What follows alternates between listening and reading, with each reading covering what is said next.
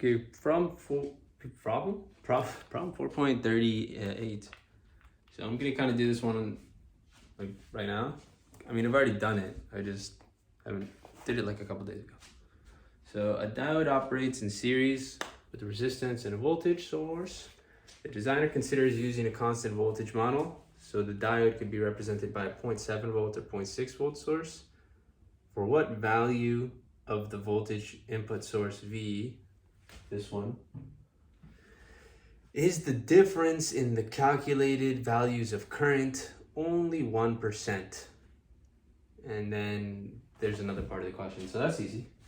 So we can do KVL, right? Solve for ID. ID would be V minus the voltage across the diode, 0.7 or 0.6, whatever we choose. This divided by some value R, right? So let's call this one diode current 1. We can make another one or if it's conducting, for if we use 0.6 to whatever.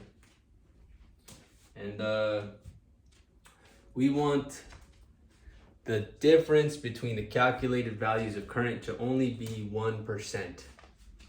So I'm gonna go ahead and just choose this one to be 1.01 times ID1. Okay, so then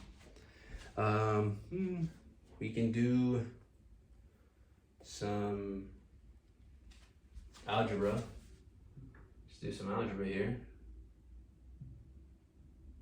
Volts over R is equal to 1.01, 0.7 volts over R. And the R's will cancel. Solve for V.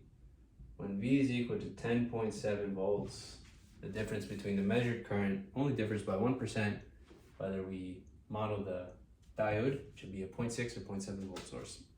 We're just, these are rough estimates. These are modeling the diode as a constant voltage source.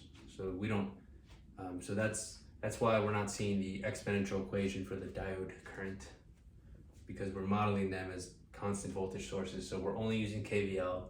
So we're only using these equations and we're just doing this algebra and it's a rough estimate. So then part 2, for voltage of 3 and a 1 kilo ohm resistor, what two current estimates would result from the use of the two values of VD, so 0.7 and 0.6, and what's their percent difference? Okay, we'll just plug in 3 volts here and 1 kilo ohm there and solve. And so for 0.7 volts, you get this many amps. And for 0.6 volts, you get this many amps. And you can do the percent difference. So yeah, there you go.